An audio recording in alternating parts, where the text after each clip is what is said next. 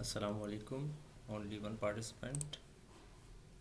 बाकी कहाँ हैं? 9 बज चुके हैं। 1-2 मिनट वेट कर लेते हैं। लेट द अदर्स ज्वाइन, फिर हम स्टार्ट करते हैं। This is class of software engineering section B.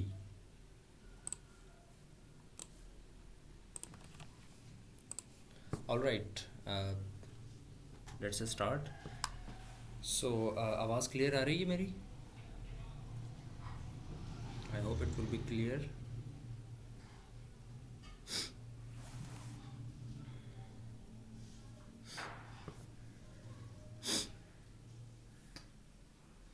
Okay,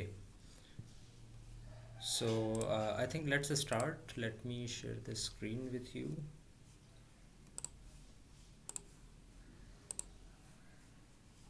I hope screen is visible.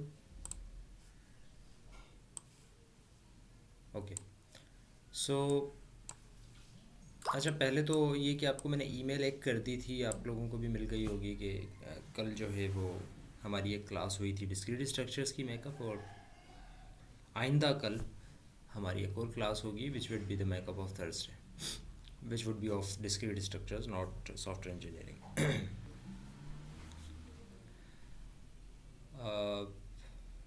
So let's start. आपको स्क्रीन पर नज़र आ रहा होगा एंटिटी रिलेशनशिप डायग्राम। ये वही लेक्चर हम कंटिन्यू कर रहे हैं जो कि हमने पिछले 1-2 लेक्चर से स्टार्ट किया हुआ है, जिनमें एक मिनट, जिनमें हमने प्री कंडीशन, पोस्ट कंडीशंस वगैरह देखा, स्ट्रक्चर्ड इंग्लिश को देखा, डिसीजन टेबल्स को देखा, और अब हम आ रहे हैं एंटिटी रिलेशनशिप डायग्राम्स पे। This is the chapter of behavioral modeling, or obviously it is a kind of behavior of a program that we are going to discuss in this image as well.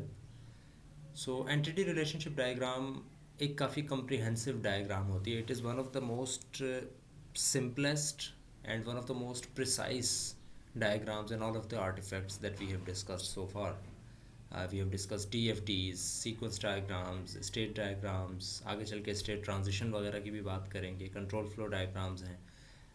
But entity relationship diagram जो होती है, it doesn't tell you much about the process जिस तरह बाकी सब बताते हैं. जिस तरह DFD में ज़्यादा मेन फोकस प्रोसेस के ऊपर होता है, सिमिलरली आपकी जो सीक्वेंस डायग्राम्स होती हैं उसके ऊपर मेन फोकस आपका स्टेट्स के ऊपर होता है. स्टेट डायग्राम में भी ऑब्वियसली वही होता है, बट जस्ट एक क्लास के लिए होता है, for a class.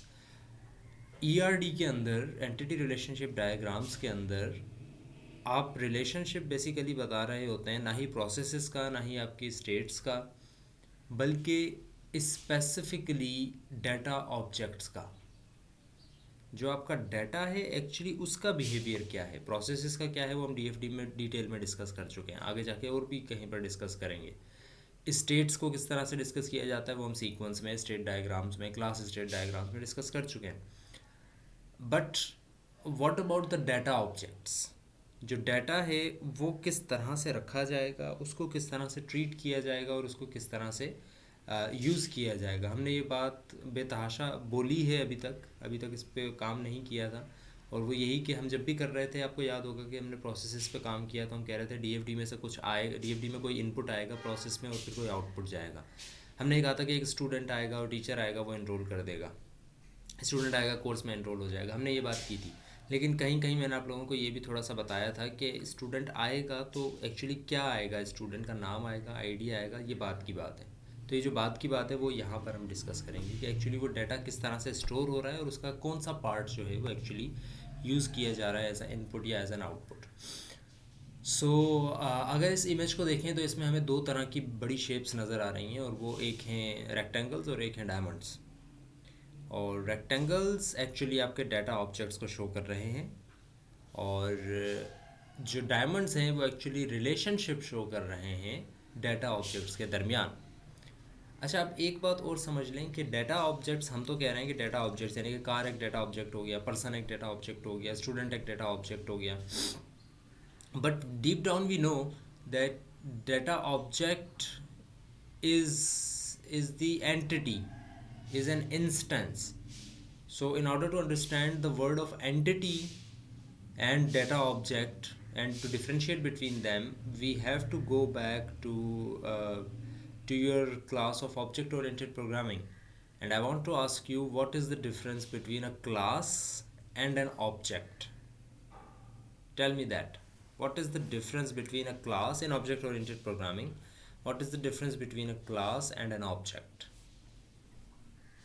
Yes, exactly.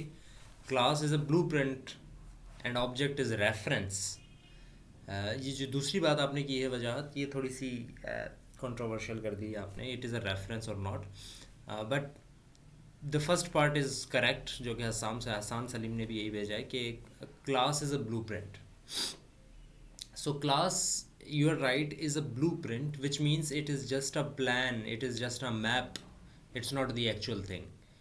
It is just a structure of what the actual thing looks like, right? It is just a sketch of you. It's not the actual you. It is just a sketch of a human being. It's not an actual human being.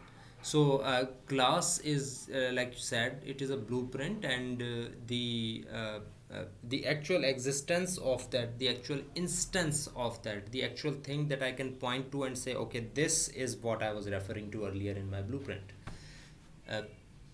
That I will say that is an object. So similarly, यही concept use किया जाता है entity relationship diagrams के अंदर भी. And entity relationship diagrams के अंदर जो आपको स्क्वायर, जो एंटिटी का वर्ड है वो यूज़ होता है ऑब्जेक्ट के लिए. एंटिटी का वर्ड यूज़ होता है ऑब्जेक्ट के लिए, और क्लास के लिए यूज़ होता है एंटिटी क्लास का वर्ड. एंटिटी क्लास का वर्ड. सो वही चीज़ जो कि आप एंटिटी क्लास से आप एंटिटी कह रहे हैं, इसका मतलब है आप बेसिकली क्लास से ऑब्जेक्ट कह रहे हैं, और इन दोनों का फ़र्क यही है. फॉर एग्जांपल, स्टूडेंट्स जो है वो एक क्लास है, it is an entity class. Student क्या होता है, उसकी डेफिनेशन है सारी की सारी, उसका एक ब्लूप्रिंट है कि भाई स्टूडेंट एक शख्स होता है, उसका एक रोल नंबर होता है, वो एनरोल होता है किसी यूनिवर्सिटी, किसी कॉलेज में, उसने कोई कोर्स उठाया हुआ होता है, वो कोर्स पढ़ता है, वॉट एवर, उसकी डेफिनेशन है. But the instance of that class, that entity class is you. ठीक है, any one of you. For example, Aqsa Javed is the instance of that student class. ठीक है, Zubair is the instance of the teacher class. अब teacher होता क्या है, वो एक क्लास का ब्लूप्रिंट है, बट उसका इंस्टेंस यानी कि एक्चुअली वो बंदा होगा कौन, इंस्टेंस क्या है, एग्जिस्टेंस कहाँ पर है, that would B one of the people who is qualifying to be that entity class. So this is the difference. And now we are not talking about, in this diagram, we are not talking about entity class relationship. We are talking about entity relationship, which means it doesn't mean कि students as a whole या as a blueprint का क्या relationship होगा teacher के साथ. No, एक particular student का एक पूरी class of teacher के साथ क्या relationship है, हम इसको discuss करेंगे. ठीक है. So फॉर एग्ज़ाम्पल, यहाँ पर आपको एक चीज़ नज़र आ रही है डायग्राम के अंदर. Let me point to it. This is a data object या entity of car, and this is a data object या फिर एंटिटी ऑफ मैन्युफैक्चरर. शॉर्ट में मैनुफ तक लिखा हुआ है, बट मैन्युफैक्चरर है ये, not manufacturing, nothing else, but manufacturer, because we are talking about a noun. So manufacturer and car, what is the relationship between these two? The relationship is defined by connecting these two with a line and writing the relationship in a diamond in between them. So हम जब इन दोनों को line से represent करेंगे, connect करेंगे, इसका मतलब यही है कि हमने इन दोनों के दरमियान रिलेशनशिप शो करना है. Now what is the relationship, वो हम इन दोनों के दरमियान बीच में डायमंड के अंदर लिखेंगे, और उस रिलेशनशिप को लिखा गया है बिल्ड. Manufacturer builds car. अब यहाँ पर सिर्फ नाउन वर्ब लिखा जाता है रिलेशनशिप के अंदर, उसकी कम्युनिकेशन या उसकी जो अंडरस्टैंडिंग है वो आप डेटा डिक्शनरी में डिफ़ाइन करते हैं, या फिर जो बना रहा है उसको ऑब्वियस होना चाहिए कि इसका मतलब क्या है. लाइक फॉर एग्जांपल, हमें पता है, हमने डेटा डिक्शनरी नहीं देखी, लेकिन अगर मैं आपको कहूँ कि मैन्युफैक्चरर बिल्ड कार को पूरा एक इंग्लिश सेंटेंस की तरह कहूँ तो क्या कहूँगा, आप बताएं. 3 वर्ड है मेरे पास, मैन्युफैक्चरर बिल्ड कार. मैं इसको इंग्लिश सेंटेंस में किस तरह से यूज़ कर सकता हूँ so that it makes sense. Tell me जल्दी से। एग्जैक्टली वजह जिस तरह से कह रहे हैं, manufacturer builds a car, manufacturer बनाता है एक कार को। इसी तरह मैं इसको पैसिव वाइज में भी कह सकता हूँ। अ कार, अगर मैं कार को पहले लिखूँ तो मैं क्या कहूँगा बताएं? मैं अगर मैन्युफैक्चरर को पहले ना लिखूँ, कार को लिखूँ, क्योंकि यहाँ पर मैंने ये तो नहीं बताया कि मैन्युफैक्चरर को आपने पहले लिखना है, आप कार को भी पहले लिख सकते हैं। एग्जैक्टली वजाहत ने ही दोबारा सही से भेज दिया, car is build by manufacturer. Exactly Zahid Hussain भी, हसन भी यही कह रहा है, car build by manufacturer. So all of you are right, and the words are telling you what they are meaning. So manufacturer builds car, या car is built by a manufacturer. Obviously it doesn't mean, हम इसको ऐसे भी pronounce कर सकते थे कि car builds manufacturer, but we know it is not a meaningful sentence. Car doesn't build anything, or especially not a person. A person builds a car. So manufacturer builds car, ये चीज़ें या तो data dictionary में हम define कर देंगे कि अगर ये 3 वर्ड्स हैं तो इसका मतलब ये होगा, अगर कार के साथ यूज़ करेंगे तो ये होगा, अगर पीपल के साथ यूज़ करेंगे तो इसको इस तरह से यूज़ करेंगे, वॉट एवर। सो या फिर ये चीज़ ऑब्वियस होगी।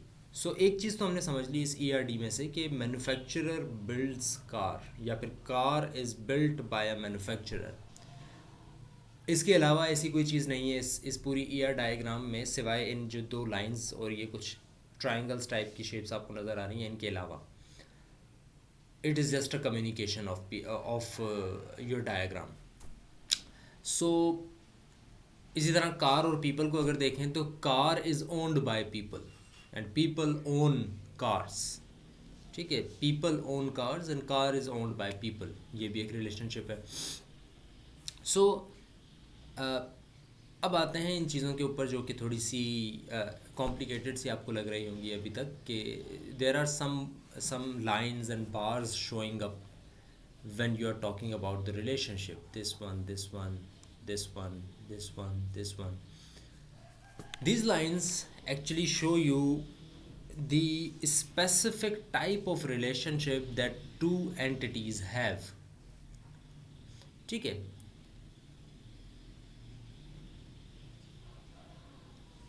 फॉर एग्जाम्पल मैन्युफैक्चरर और कार के रिलेशनशिप को अगर हम देखें तो फ़िलहाल इनको छोड़ दें कि क्या बार्स लगी हुई और इनका मतलब क्या है। पहले हम सिनेरियो को समझ लेते हैं और फिर इसके बाद आते हैं कि अच्छा इस सिनेरियो को इस तरह से शो किया जाता है। मैन्युफैक्चरर की एक क्लास है, या मैन्युफैक्चरर है एक। क्या एक मैन्युफैक्चरर सिर्फ एक ही कार बना सकता है या एक से ज़्यादा बना सकता है? यस नो में जवाब दें मेरे सवाल का। मल्टीपल कार्स बना सकता है, हसन सलीम ये कह रहे हैं, मजाक भी यही कह रहे हैं। ये 2-3 स्टूडेंट्स हैं कि क्लास में, बाकी सब क्या कर रहे हैं, क्या कहते हैं बाकी? क्या एक मैन्युफैक्चरर एक ही कार बना सकता है या एक से ज़्यादा भी बना सकता है? मोर देन वन बना सकता है, राइट। अच्छा, अब मैं एक और सवाल पूछता हूँ आपसे, क्या लाजमी है कि एक मैन्युफैक्चरर कम से कम एक कार बनाए?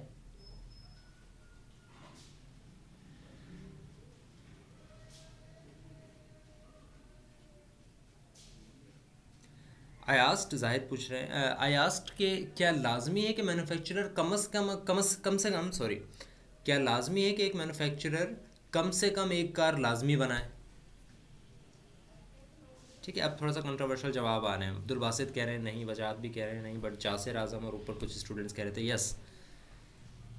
बट अब मेरे पास सारे जवाब नो के ही आ रहे हैं। नो, इट्स नॉट नेसेसरी के manufacturer. So according to your definition of manufacturer, जो नो कह रहे हैं students, according to them I am a manufacturer of cars. ठीक है, Zubair is a manufacturer of car, is that right? Because I haven't made any car, right. Shahzaib Jain कह रहे हैं, उनका एक आर्ग्यूमेंट है, इज सेइंग कि लाजमी है कि कम से कम एक से एक कार बनाए, तभी तो उसको मैन्युफैक्चरर कहेंगे। And this is where it gets tricky. So if you say, and that is a meaningful sentence, जो भी नो कह रहे थे उनको उनके अपनी थिंकिंग को थोड़ा सा सही करें, क्योंकि यहाँ पर एक और चीज़ भी है, वो ये कि मैन्युफैक्चरर तभी होगा जब वो कम से कम एक कार लाजमी बनाए। अगर वो एक कार भी नहीं बना रहा तो वो मैन्युफैक्चरर नहीं है, वो फिर पीपल है। वो फिर एक सिंपल पीपल है जो कि एक कार खरीद सकता है, ओन कर सकता है, उसने कोई कार बनाई नहीं है, उसने कोई कार बिल्ड नहीं की है। अगर इस तरह से आप कहेंगे कि मैन्युफैक्चरर बेशक बिल्ड ना भी करे तब भी उसको मैन्युफैक्चरर कहलाएंगे, तो फिर हर चीज़ को आप मैन्युफैक्चरर कह सकते हैं। आप कार को भी मैन्युफैक्चरर कह सकते हैं, उसने कोई कार नहीं बनाई अभी तक, लेकिन फिर भी वो मैन्युफैक्चरर हो सकता है कार का। पीपल को मैन्युफैक्चरर कह सकते हैं, टीचर को मैन्युफैक्चरर कह सकते हैं। But the definition of manufacturer states that someone who builds a car, someone who has at least build one car. So अगर आप इस डेफिनेशन को देखें तो हम बेसिकली इस बात पर आ चुके हैं कि मैन्युफैक्चरर कम से कम लाजमी है कि एक कार बनाए और ज़्यादा से ज़्यादा मैनी बना सकता है, यानी कि अनलिमिटेड बना सकता है, जितनी जितनी वो चाहे। अपर लिमिट कोई नहीं है कि भाई मैन्युफैक्चरर तभी कहलाएगा जब उसने 10 बनाई हो। अगर 11 बनाएगा तो फिर हम उसको मैन्युफैक्चरर नहीं कहेंगे, या 20 बनाई हो तो उसको मैन्युफैक्चरर नहीं कहेंगे। नो, कम से कम एक बनाई हो, और उसके बाद बेशक कितनी भी बनाता रहे, या बेशक कोई भी ना बनाए। सो ये जो रिलेशनशिप हमने डिफाइन किया है ना, कि कम से कम कितनी होनी चाहिए और ज़्यादा से ज़्यादा कितनी होनी चाहिए, इन दोनों वर्ड्स को, इन दोनों चीज़ों को यूज़ करने के लिए एक कुछ फैंसी वर्ड्स हैं, वो ये रहे। These are called cardinality and modality. Modality is the lower limit and cardinality is the upper limit. Modality को अगर आप देखो तो ये दो तरह की हो सकती है, या तो 0 होगी या 1 होगी। यानी कम से कम, या तो आप कहोगे कम से कम कुछ ना हो, या आप कहोगे कम से कम 1 हो, जिस तरह से हमारे एग्जाम्पल में था कम से कम 1 होना चाहिए। ठीक है। सो कम से कम 1 अगर है तो इसका मतलब है कि हम कह रहे हैं कि लाजमी, मैंडेटरी है कि कम से कम एक उसने बनाया हो, जो भी हो। इसी तरह अगर मैं कहता हूँ स्टूडेंट की डेफिनेशन ये है कि वो कम से कम एक कोर्स में एनरोल्ड हो, तो इसका मतलब है आई एम सेइंग कि मैंडेटरी है कि स्टूडेंट एक कोर्स में एनरोल होना चाहिए। इसी तरह अगर मैं कहता हूँ कि भाई टीचर के लिए लाजमी नहीं हो सकता है वो किसी सेमेस्टर में कोई कोर्स ना पढ़ा रहा हो, तो teacher will be a teacher बेशक वो 0 कोर्सेज पढ़ा रहा हो, he would still be a teacher, may be, for example मैं ये कहता हूँ। तो उसकी मोडालिटी, टीचर की मोडालिटी 0 है, बट जो आपकी क्या कहते हैं स्टूडेंट की मोडालिटी कोर्स की, जिस तरह से मैंने एग्जांपल ली, that would be 1। But modality सिर्फ 0 और 1 ही होती है, 2 को हम कम से कम कभी भी कंसिडर नहीं करेंगे। This is the beauty of it. हम कभी भी ये नहीं कह सकेंगे अपने कोड के अंदर, अपने सॉफ्टवेयर के अंदर, कि कम से कम 2 चीज़ें इसको बनानी पड़ेंगी तब मैं कहूँगा कि ये चीज़ जो है वो ये इसकी डेफिनेशन है, कम से कम ये 2 चीज़ें बना रहा हूँ। नो, अगर वो चीज़ें 2 हैं यानी एक से ज़्यादा हैं, तो फिर इसका मतलब है कि आप एक अलग डेटा ऑब्जेक्ट की बात कर रहे हो। अब आप सेम डेटा ऑब्जेक्ट के ऊपर नहीं रह सकते। ठीक है। जिस तरह से आप अगर ये कहते हो कि एक स्टूडेंट को मैं स्टूडेंट जब कहूँगा जब वो कम से कम 2 कोर्सेज में रजिस्टर्ड हो, तो अगर एक स्टूडेंट के लिए लाजमी है कि वो कम से कम 2 कोर्सेज में रजिस्टर्ड हो, तो यहाँ पर हम मोडालिटी को यूज़ नहीं करेंगे। हम यहाँ पर ये नहीं कहेंगे कम से कम 2, हम यहाँ पर नंबर शो नहीं करेंगे। हम ज़्यादा से ज़्यादा ये शो कर सकते हैं कि भाई मैंडेटरी है कि किसी एक में। अब वो एक से ज़्यादा बेशक और भी हों, लेकिन कम से कम आप 0 शो करेंगे, 1 शो करेंगे, 1 के अलावा नहीं। 1 का मतलब बेसिकली यहाँ पर 0 और 1 को इस तरह से कंसिडर करें। It is a very tricky concept to understand, but it would be better, आपको अगर समझ में आ जाएगा तो it would be better and very very broad for you. 0 और 1 को ऐसे कंसिडर करें कि इट इज़, जिस तरह से यहाँ लिखा हुआ है, ऑप्शनल एंड मैंडेटरी। 0 का मतलब है ऑप्शनल, 1 का मतलब है मैंडेटरी। 1 का मतलब सिर्फ 1 नहीं कंसिडर करें, 1 का मतलब 2 भी हो सकता है, 3 भी हो सकता है, 4 भी हो सकता है, 5 भी हो सकता है। 1 का मतलब है 0 नहीं है, यानी कि ऑप्शनल नहीं है। फॉलो कर रहे हैं बात को? सो जिस तरह से मैंने कहा कि भाई मैन्युफैक्चरर के लिए लाजमी है कि कम से कम एक बनाए, तो कम से कम एक का मतलब ये भी होगा कि कम से कम 2 भी हो सकती हैं, कम से कम 3 भी हो सकती हैं, कम से कम 4 भी हो सकती हैं, लेकिन 0 नहीं हो सकती। तो अगर मैं 0 की तरफ नहीं जाना चाह रहा, इसका मतलब है कि मैं मैंडेटरी मोडालिटी बता रहा हूँ, and that is 1, right. Similarly जिस तरह से आपने जिस तरह से प्रोग्रामिंग फंडामेंटल्स या कोडिंग जहाँ पर भी की है, तो आपने देखा है कि जब मैं किसी बूलियन वेरिएबल को यूज़ करता हूँ, बूलियन आपने यूज़ किया है, बूल, जो बूलियन वेरिएबल को यूज़ किया जाता है तो वो ट्रू या फॉल्स रख सकता है अपने अंदर। उसके लिए ट्रू या फॉल्स की डेफिनेशन ये नहीं होती कि ज़ीरो का मतलब फॉल्स है और वन का मतलब ट्रू है। उसके लिए ट्रू और फॉल्स की डेफिनेशन ये होती है कि ज़ीरो का मतलब फॉल्स है and anything other than zero will be true. ठीक है, तो यहाँ पर भी ऐसा ही है कि zero is optional and anything other than zero is one, which means there is a mandatory existence of something, of some entity to build a relationship, mandatory relationship. The second thing is cardinality, which is the upper limit, and upper limit means that uh, at most how many uh, uh, like cars की अगर example ले लेते हैं, how many cars can a manufacturer build, at most what is the relationship of them. So in data modeling, cardinality specifies how the number of occurrences of one object are related to the number of occurrences of an other object. So आप एक के against कितनी चीज़ें बना सकते हैं वो आप यहाँ पर डिफाइन कर सकते हैं। अगर आपकी रिलेशनशिप जिस तरह से ब्रैकेट में लिखा हुआ है, अगर आपकी रिलेशनशिप ऐसे है कि मैन्युफैक्चरर को मैन्युफैक्चरर कहलाने के लिए कम से कम एक कार बिल्ड करनी पड़ेगी, ठीक है, और वो एक ही कार बिल्ड कर सकता है, एक से ज़्यादा नहीं कर सकता, तो हम कहेंगे दिस इज़ 1-to-1। और अगर हम ये कहते हैं मैन्युफैक्चरर को कार बिल्ड करने के लिए कम से कम एक कार की ज़रूरत पड़ेगी लेकिन ज़्यादा से ज़्यादा वो कितनी भी रख सकता है, तो that would be 1-to-n। And there is also an option of m-to-n। m means कि आप कम से कम 2, कम से कम 3, कम से कम 5, कम से कम 6 की भी बात कर सकते हैं, but that would not be called modality. Modality will be only 0 and 1. अगर आप कहते हैं कि कम से कम m होनी कम से कम 3 और कम ज़्यादा से ज़्यादा 4 हो, तो 3 is not a modality. It is just a way of showing your cardinality. So coming back, I am now going back to the slide. This one, a manufacturer has to build car.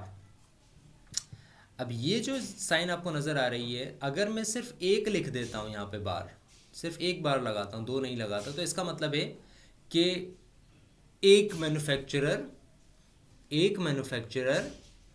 Car build करेगा, या manufacturer एक car build करेगा, या manufacturer ने एक car build की होगी।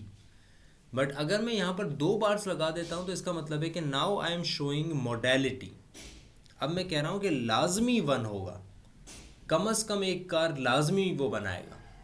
तो manufacturer mandatory relationship, not optional कि भाई 1 हो सकता है नहीं भी हो सकता, mandatory relationship with a car, and manufacturer can build at least 1 car and as many as he or she wants.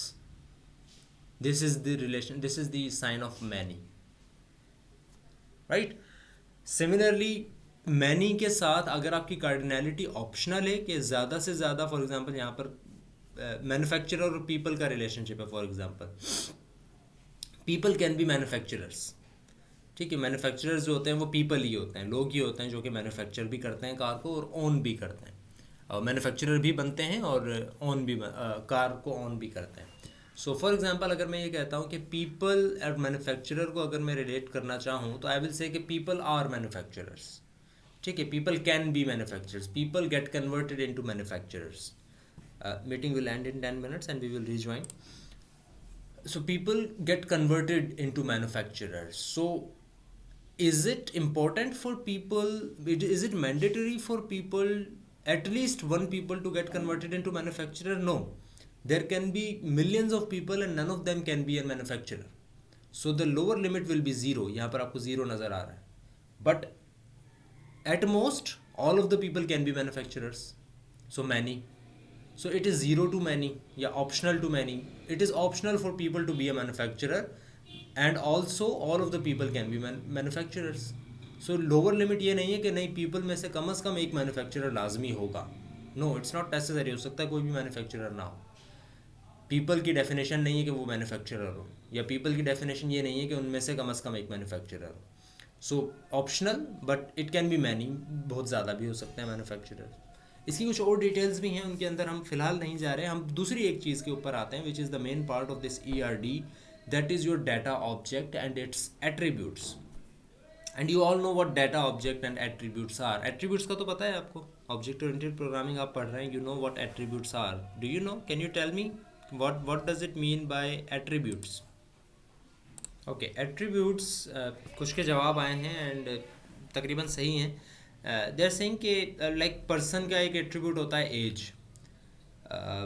Safdar Hussain कह रहे हैं कि जहाँ से वैल्यू उठ के आती है, which means you are talking about data entries. So attributes का मतलब भी यही होता है. सो मैं इस स्लाइड को पढ़ने के बजाय I will take an example of a data in this Excel sheet. So for example हम एक छोटा सा टेबल बनाते हैं एंड वी से कि okay this is our table,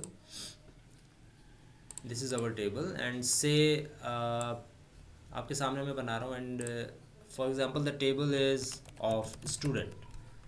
student का टेबल है एक, और इस टेबल में स्टूडेंट का नाम होगा, स्टूडेंट की आईडी होगी, स्टूडेंट का से सेमेस्टर होगा एंड स्टूडेंट की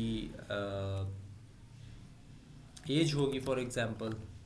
and what other than there can be ID, semester, age, हाँ डिपार्टमेंट कर देते हैं, गुड डिपार्टमेंट होगा. So this is how our data is going to be organized. अच्छा जी, ओके. सो फॉर एग्जांपल मैं एक डाटा एंटर करता हूँ, the name is Ahmed, the ID is 23. इसको मैं थोड़ा सा बीच में कर लूँ. ID is 23, his semester is second, his age is for example 19 and the department is CS.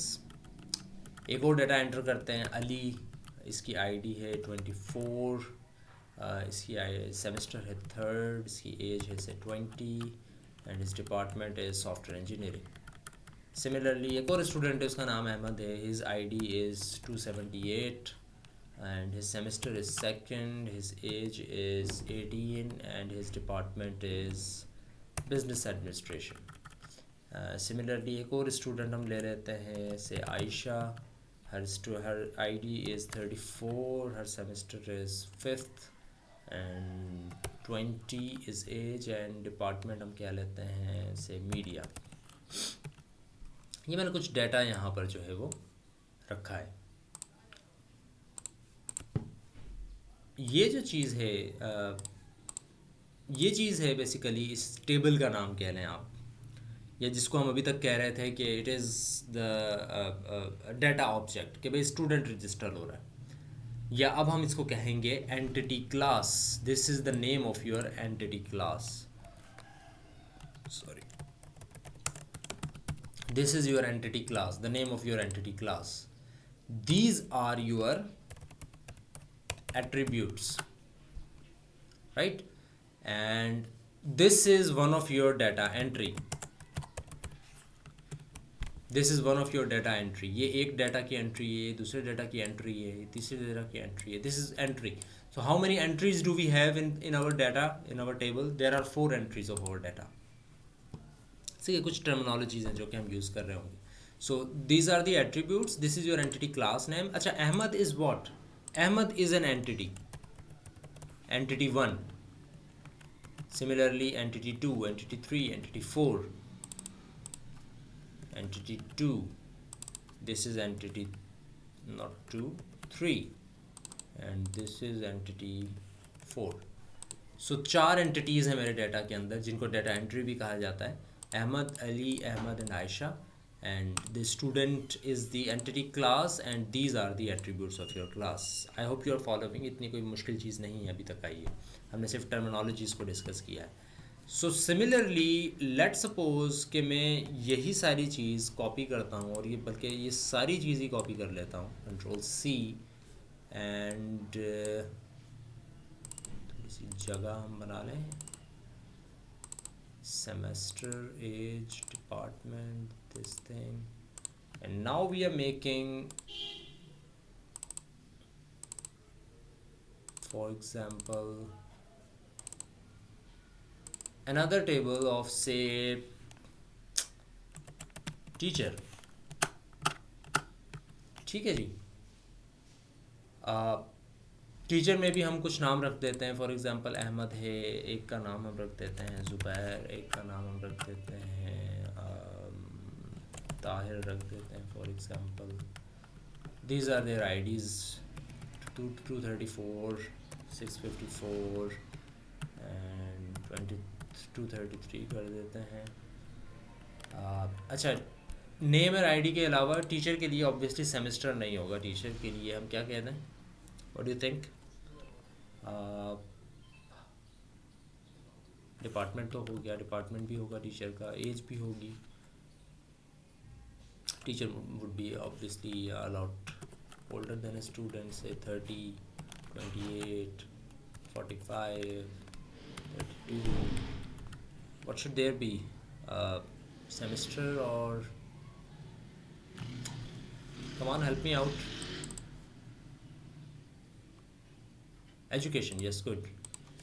What can be his, या qualification कर लेते हैं. Qualification. So some teachers might be masters, or some teachers might be PhD and masters, and some would still be, for example, just a bachelor's. So there are still 4 entries in this table as well, and this is the name of your entity class. These are the attributes of this class, and data entries are there. This is entity 1, 2, 3, 4. 4 entries are here, or 4 data entities are here, and these are their attribute values. So okay, where were we? Here it is. So data object is any person, organization, device or software product that produces or consumes information. That is called a data object. So here student is a data object, teacher is a data object, because they are producing information or storing information or generating information or just taking information or processing them. So student is a class, is a data object. What about attributes? Name a data object instance. Describe its characteristics. The characteristics, या फिर make a reference to another data object. These characteristics or the reference to another data object are called their attributes. Why is it saying the reference to another data object? Because you already know, hopefully, in object oriented programming, that you can make an object or at least a reference of some other class in a different class. So by that logic we can say, similarly in here as well we can do that, like just object oriented programming, right? So बल्कि न सिर्फ यहाँ ये होगा, student की class के अंदर अगर मैं टीचर का ऑब्जेक्ट बनाना चाहूँ तो टीचर का रेफरेंस डालना चाहूँ कि भाई student is connected to teacher, how can I connect that student to a teacher? So I will say कि every student will have a teacher. So I will insert another block here, and I would say, okay, a student will have a teacher. He will have a name, an ID, semester, age, department. He will also have a teacher. Now what will he has of a teacher? It will be not just the teacher name or ID or qualification, or it will be having the whole teacher. And yes, Sayyid Muhammad Shah is using the right word for it. That's not part of our course here, but the right word for this type of object, which is actually the relation the relation to another class, is known as a foreign key. But we are not going into that detail. I'm just going to delete it. But what I'm telling you is that can be anything other than this, all of the concrete data attributes that we have discussed. It can be a characteristic, it can be a data object instance, it can be a reference. So it can be these things. And then there are relationships. They indicate the manner in which data objects are related to one another, just like we have shown it in a diamond here. So okay, so now we are coming to another type, another key object of this whole table, that is कि every data entry, it is the rule of database, it is the normalization of your data. If you don't do the thing that I'm going to tell you right now, your data is of no use. Your data is just a bunch of garbage. And the point of having that thing, जो कि मैं भी आपको बताना चाह रहा हूँ, is that every data entry must be identified with a unique key. With a unique key. For example, अगर मैं आपसे ये कहता हूँ कि भाई अहमद की एज क्या है, तो बताएं अहमद की एज क्या है? एग्जैक्टली वजाहत सही वर्ड यूज़ कर रहे हैं. This is called the primary की इन डेटाबेस. सो भाई अहमद की क्या है? सॉरी अहमद की एज क्या है? So there is obviously you don't know which Ahmed I am talking about, right? There can be uh, the age of Ahmed might be 19 or 18 or 30 as well, because there is no one Ahmed. But when I ask you what is the age of ID 654, so now this is very clear that what I am talking about, because 654 as an ID is not held by any other data entry in your whole system. ठीक है. So a teacher, in a teacher you can see the ID is 654. There is no ID 654. There is no ID 654 except this. So I can say, okay, this is identifying only one data entry. So a type of attribute that is unique for every data entry in a table is known as the primary key. Short हम इसको key कह सकते हैं सिर्फ. ठीक है. So it is known as a primary key. So this primary keys describe only one data entry. 234 is defined to only one data entry, but there is one issue as well. 278 की अगर मैं as पूछता हूँ तो that can be 45 as well and that can be 18 as well. So now we have to identify, okay, the data ID, the key should be only called with respect to its table, with respect to its data object. जो data object होगा की उसी की होगी, उसके अलावा की किसी की नहीं होगी. दूसरे डेटा ऑब्जेक्ट में वो की आ सकती है, उस डेटा ऑब्जेक्ट में वो रिपीट नहीं होनी चाहिए. This is the rule. So a data ID can similarly a key can not only be one attribute, it can be two attributes as well. दो attributes भी हो सकते हैं की के. फॉर एग्जाम्पल मैं कहता हूँ 234 यहाँ पर है, 234 यहाँ पर भी है. बट अब मैं कह रहा हूँ कि my key attribute is not ID because it is not unique obviously, but my key attribute is name and ID. So मैं combine करके भी कह सकता हूँ. तो अब मैं आपसे कभी भी ये नहीं पूछ सकता कि 278 की एज बताएं, क्योंकि that is not key. आप मुझे की बताएंगे तो मैं एज बता सकता हूँ. And my key is not one attribute, there are two attributes. तो आप मुझे ये नहीं कह सकते कि 278 की एज बताएं, बल्कि आप मुझे ये कहेंगे कि 278 ताहिर की एज बताएं. अब हो सकता है कि ताहिर कोई और भी हो लेकिन वो ताहिर 278 नहीं होगा. हो सकता है कि 278 कोई और भी हो लेकिन वो 278 ताहिर नहीं होगा. ये चीज़ हमें थोड़ी सी देखनी पड़ेगी. सो अ डाटा की can be more than one, the combination of one more than one attributes. So given instance of an object has one value for one attribute. ये वही चीज़ें जो कि अभी मैंने आपसे डिस्कस की. Attribute represents elementary items. Attribute का मतलब ये होता है कि एक डाटा ऑब्जेक्ट किन चीज़ों से मिलके बन रहा है. जिस तरह के स्टूडेंट किन चीज़ों से मिलके बन रहा है, नाम से, एज से, आईडी वगैरह से. When more than one attribute is used to identify an object, make sure they describe the same key. Right. की एक ही होनी चाहिए, की डिफरेंट नहीं होनी चाहिए. ऐसा नहीं होनी चाहिए कि एक से ज़्यादा भी आप एट्रीब्यूट यूज़ कर रहे हैं और वो भी जो है वो रिपीट होना शुरू हो जाए. All non ID attributes represent the same characteristics of instance named by की. की जो बताएगा उसके अगर सिर्फ एक ही इनपुट आनी चाहिए, एक से ज़्यादा इनपुट नहीं आएंगी. Now moving on to control flow diagrams. This was all about ERD. इसकी जो रिलेशनशिप टाइप्स हैं इसको आप जाकर डिस्कस करेंगे, खुद जाकर इसको स्टडी करेंगे कि और क्या क्या रिलेशनशिप टाइप्स हो सकती हैं. We are moving forward to control flow diagrams and also we are going to start another lecture in this session as well. So control flow diagrams are just like DFDs. They are a different shape of DFD. जिस तरह DFD में आप दिखाते हैं कि आपका data किस तरह से फ्लो हो रहा है, कंट्रोल फ्लो डायग्राम में हम ये दिखाते हैं कि आपका कंट्रोल किस तरह से फ्लो हो रहा है. यानी कि आपके प्रोग्राम का कंट्रोल कहाँ से कहाँ होता हुआ कहाँ जा रहा है. सो बिगिन बाय स्ट्रिप, इसको बनाते किस तरह से हैं, इसके ये 3 रूल्स हैं. सबसे पहले क्या करना है कि begin by stripping all the data flow errors from the DFD, because we are not making DFD. आप DFD बना लें, उसके बाद DFD में से सारे एरोज जो हैं जो कि डाटा के फ्लो को शो कर रहे हैं उनको मिटा दें. बिकॉज हम डाटा फ्लो की बात नहीं कर रहे हैं, हम कंट्रोल फ्लो की बात करना चाह रहे हैं. प्रोग्राम सेम रहेगा, DFD ही बनी हुई है, लेकिन उसमें से डाटा फ्लो के एरर्स को निकाल दें. फिर उसके बाद क्या करें, events and control items are added to the diagram, और उस डेटा फ्लो की जगह पर हम क्या लगा देंगे, इवेंट्स लगा देंगे और कंट्रोल आइटम्स लगा देंगे। इवेंट्स को शो किया जाता है सॉलिड एरोज से और कंट्रोल आइटम्स को शो किया जाता है डैश्ड एरोज से। ठीक है, ये कुछ चीज़ें हैं जो कि कंट्रोल फ्लो डायग्राम्स में होती हैं। कंट्रोल फ्लो डायग्राम्स में सबसे अच्छी जो डायग्राम होती है, सबसे बेहतर समझ में आने वाली जो डायग्राम होती है, that is called an STD. STD stands for state transition diagram, और हम कंट्रोल फ्लो डायग्राम्स में स्टेट ट्रांजिशन डायग्राम की बात करेंगे। सो create a control specification.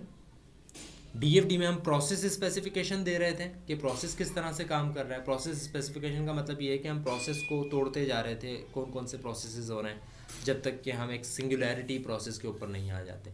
So control flow diagram के अंदर हम कंट्रोल स्पेसिफिकेशन देंगे। It contains an STD, state transition diagram, that serves as a sequential specification of the bubble's behavior, because we are talking about the behavior. So this is how a state transition diagram looks like. S1, S2, S3, S4, S5, these are the states of your program, states of your software. Your software can be in state 1, in state 2, in state 3. For example, in state 1 you are one class is dealing with some objects and processing some data, and all of the other classes are in passive states. Then you move to state 3 when there are 5 classes who are working simultaneously and there is one class that is sitting idle. So state can be any type of state that your program is currently in. But the main beauty of this whole diagram is that it is also showing you the event type and where to go when a certain event occurs. For example, your start state is state number 4, and from state number 4 you can go to 3 types of states, 1 2 3. I'm not actually going कि कहाँ पर हम जा रहे हैं, I'm just seeing the state 4 and I'm only seeing कि okay इससे 3 arrows निकल रहे हैं, which means from state 4 we can go to 3 places. There are only 3 chances. And what are the chances? If there is event 1 occurring, अगर event 1 occur हो रहा है, event 1 can be anything. For example, user ने अगर 2 ना दबाया हो तो इसका मतलब है कि event 1 occur हो रहा है। यूज़र ने अगर login का बटन दबा दिया हो तो इसका मतलब है कि event 2 occur हो रहा है। कोई भी event हो सकता है। सो अगर आप स्टेट 4 पर हैं और इवेंट 1 अकर होता है तो आप स्टेट 2 पर चले जाएंगे। सिमिलरली अगर आप स्टेट 4 पर हैं और इवेंट 2 अकर होता है तो आप स्टेट 1 पर चले जाएंगे। अगर आप स्टेट 1 पर हैं और इवेंट 1 या 2 कोई भी अकर होता है तो आपने स्टेट 2 पर चले जाना है, और इसके अलावा जो भी हो तो एरर है। सिमिलरली S4 में भी यही था, इवेंट 1 पे यहाँ जाएंगे, 2 पे यहाँ, इसके अलावा कुछ भी हो तो स्टेट 5 यानी एरर है। इसी तरह स्टेट 3 में देखें तो 1 इवेंट हो तो यहाँ पर आना है, 2 हो तो वहीं पर रहना है, और 3 हो तो फिर यानी कि कोई इसके अलावा हो तो फिर एरर। ठीक है, सो ये एक स्टेट ट्रांजिशन हो रही है आपकी। स्टेट ट्रांजिशन का मतलब ये है कि एक स्टेट से ट्रांजिट होके यानी कि चेंज होके स्टेट चेंज हो जाती है आपकी प्रोग्राम की दूसरी स्टेट में by the trigger of some event. So state transition diagrams represent the system states and events that trigger state transitions. STDs indicate actions यानी कि प्रोसेस एक्टिवेशन. एक्शंस का मतलब यही है कि ओके फिर करना क्या है. इवेंट तो अकर हो गया लेकिन उसके बाद क्या करें वो एरोज से शो किया जा रहा है क्या करना है, कि आप इस स्टेट में चले जाएं. Taken as the consequences of a particular event. A state is any observable mode of behavior. कोई भी आपका मोड है बिहेवियर का प्रोग्राम का, किस मोड में है आपका programme, that would be known as an state.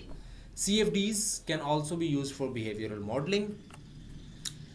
This is how you can do it. आप डिसीजन टेबल के तौर पर भी शो कर सकते हैं इसको. यू आर शोइंग के कंडीशन है कि अगर फर्स्ट हो रहा है, फर्स्ट इवेंट अकर हो रहा है तो फिर 1 होगा, अगर 2 हो रहा है तो फिर 2 होगा. डिसीजन टेबल को हम पहले भी डिस्कस करके आ चुके हैं. Yes exactly Wajahat. It is another type of a finite machine, जो कि I am not sure, I am pretty sure कि बाकी स्टूडेंट्स को ये बात समझ में नहीं आ रही होगी. I was not using that word. Finite machine आप जाकर पढ़ेंगे in some type of course called the automata theory. तो उसके अंदर आप जाकर पढ़ेंगे तो there is a whole course. जब आपने ये बात की है वजाहत तो हमें ये भी बताता चलो, there is a whole course to study this type of diagrams. A whole 16-week course in your department in your degree program to study only this type of program, this type of diagrams, which takes some input. There are some events and they trigger some transition, trigger some actions that transit you from one state to another. So in this particular thing we have discussed what we needed to discuss. So this is a decision table where you can show कि अगर ऐसा हो तो फिर क्या करना है, अगर ऐसा हो तो फिर क्या करना है. These are the events. अगर इवेंट ये अकर हो जाता है कि आपका नंबर न्यूमेरिक नहीं है तो फिर आपने कौन सा इवेंट अकर करना है, आपने ये एरर मैसेज करना है और फिर इनपुट नहीं लेनी है. इसी तरह से अगर ये इवेंट अकर होते हैं तो फिर आपने कौन से एक्शंस परफॉर्म करने हैं, यहाँ पर ये बताया हुआ है. सिमिलरली आप इसको इवेंट टेबल के तौर पर भी शो कर सकते हैं. And event table I hope कि इट्स प्रीटी सेल्फ एक्सप्लेनेटरी. आपकी स्टेट्स यहाँ पर आ रही हैं, आप इस स्टेट में हैं, आप प्रेजेंटेशन ग्राफिक्स में आपका प्रोग्राम, आर्किटेक्चर ड्राइंग में है. सम स्टेट्स, कोई भी स्टेट्स हो सकती हैं, स्टेट 1, स्टेट 2, स्टेट 3. अगर स्टेट 1 पर हैं आप और इवेंट 1 अकर हो जाता है तो फिर एक्शन 1 परफॉर्म करना है. एक्शन 1 कैन बी कि आप स्टेट 2 पर चले जाएं. एक्शन 1 कैन बी कि आप एरर प्रिंट कर दें. इसी तरह अगर आप इस स्टेट पर हैं और इवेंट 1 अकर होता है तो फिर आपने कुछ भी नहीं करना, ठीक है, और स्टेट को भी चेंज नहीं करना. लेकिन अगर आप प्रोग्रामिंग पर हैं और ये इवेंट अकर होता है तो आपने कुछ नहीं करना, लेकिन स्टेट भी चेंज नहीं करनी, उधर ही रहना है. दोबारा से इनपुट आएगी, स्टेट चेंज नहीं करना. जिस तरह से हम यहाँ पर हर जगह स्टेट चेंज कर रहे थे ना, यहाँ पर देखें, एक चीज़ तो ये है कि आप इनपुट आ रही है तो स्टेट चेंज कर रहे हैं. दूसरा ये है इनपुट आ रही है तो स्टेट चेंज कर रहे हैं. और दूसरा ये है कि इनपुट आ भी रही है तो आप उसी स्टेट पर हैं, स्टेट भी चेंज नहीं कर रहे हैं, ठीक है. सो ये दो डिफरेंट चीज़ें होती हैं जो कि एक्स और ज़ीरो से शो की जा रही हैं. अच्छा, there is also one thing कि ऐसा भी हो सकता है कि आप एक से ज़्यादा स्टेट्स पर जा सकें. A1, A2, A3 कहीं पर भी आप जा सकते हैं, या सब पर भी जा सकते हैं.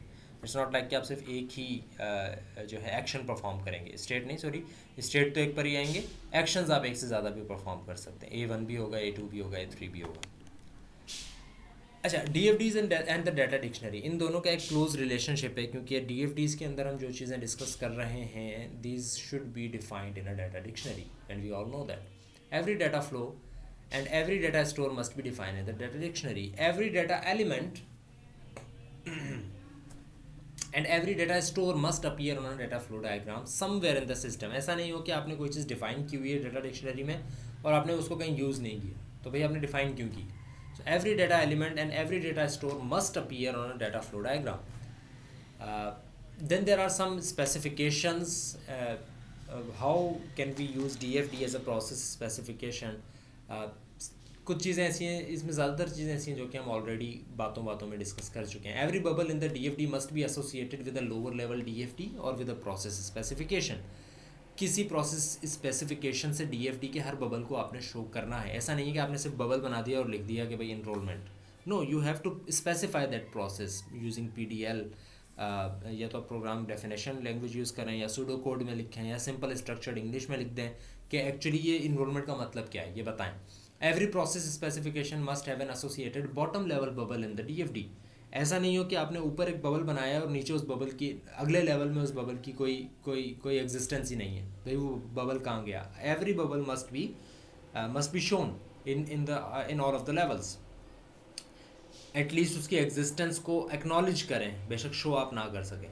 Incoming and outgoing data flows in the DFD and connections to this data stores must be matched in the relevant process specification. Each data element in the process specification must be name of the data होना चाहिए, या फिर local term होनी चाहिए जो कि आपने define की हुई हो, या फिर कोई कंपोनेंट होना चाहिए, कोई डाटा डिक्शनरी में आपने डाटा फ्लो में कोई डाटा स्टोर आपने डिफाइन किया हुआ. Now this is a very important thing. ER diagrams और DFDs, इन दोनों को जब हम प्रोसेस स्पेसिफिकेशन के तौर पर यूज़ करते हैं तो every data store in the DFD must correspond to an entity type और अ रिलेशनशिप और एन एसोसिएटिव एंटिटी. इन तीनों चीज़ों को हम सिर्फ ले लेते हैं कि कोई एक चीज़ जो ERD के अंदर लिखी हुई है या DFD के अंदर लिखी हुई है, that can be a process, that can be a data object, that can be an entity, whatever. So every data store in the DFDs must correspond to an entity.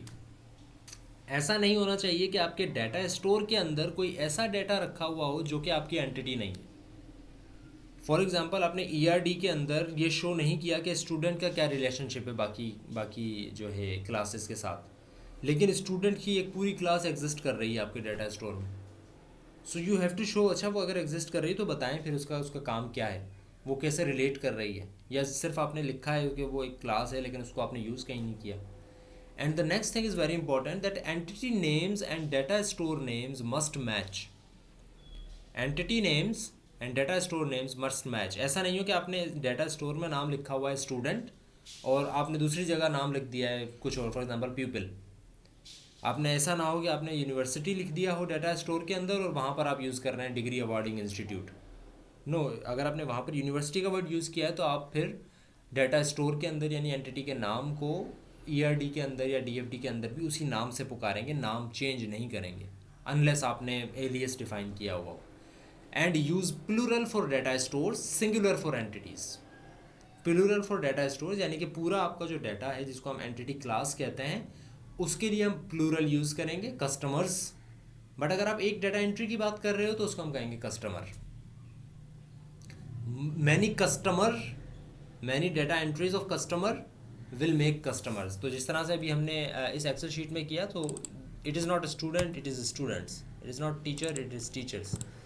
So the name of the class should be plural, the name of the data entry must be plural, and the entities should be singular. And process specification as a whole must create and delete instances of each entity type and relationship in the ER diagram. Just reading it out. Some DFD bubble sets the values for each data element in an entity. Obviously कुछ process हो रहा है तो वो कुछ values को set भी कर सकते हैं, delete भी कर सकते हैं. Some DFD bubble uses the values to each data element. कुछ DFD bubbles ऐसे भी होते हैं जो कि हर data element की value को use कर रहे हैं. So it depends on the process, what type of bubbles you are making and what type of process that bubble is going to do. That's about it from today's this lecture. We have ended this lecture. Now we are moving to another lecture and another phase of our development cycle. This was the phase of requirement modeling. We discussed many artifacts, DFDs, sequence diagrams, ERDs, process specifications, control flow diagrams, many other things as well, and their rules and regulations in this phase of our course, which was requirement modeling.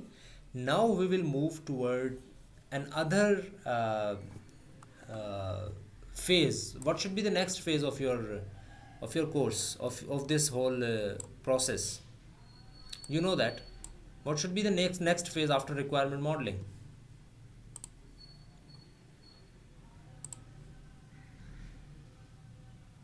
All right, Wajahat, implementation, direct requirement modeling के बाद no, there is another phase.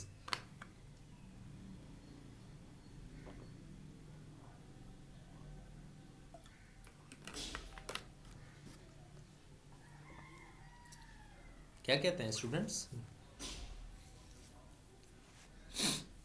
Hasan Salim कह रहे हैं analysis हम pretty much कर चुके हैं. यही सारी चीज़ें एनालिसिस में आती हैं जो कि रिक्वायरमेंट मॉडलिंग में हमने की हैं.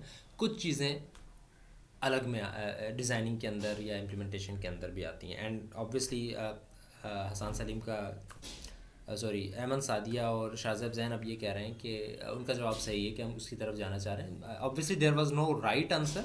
आई वाज जस्ट ट्राइंग कि आप गैस कर सकते हैं कि हम अगली तरफ जा रहे हैं या नहीं, क्योंकि कुछ प्रोजेक्ट्स ऐसे भी होते हैं जिसमें हम एनालिसिस के लिए अलग फेज़ बनाएं. राइट. इसी तरह हो सकता है कि हम अगर स्पायरल यूज़ कर रहे होते तो मैं कहता कि नहीं, यू रिक्वायरमेंट के बाद तो हमने रिस्क असेसमेंट पे आना है, डिज़ाइनिंग या एनालिसिस थोड़ी करेंगे.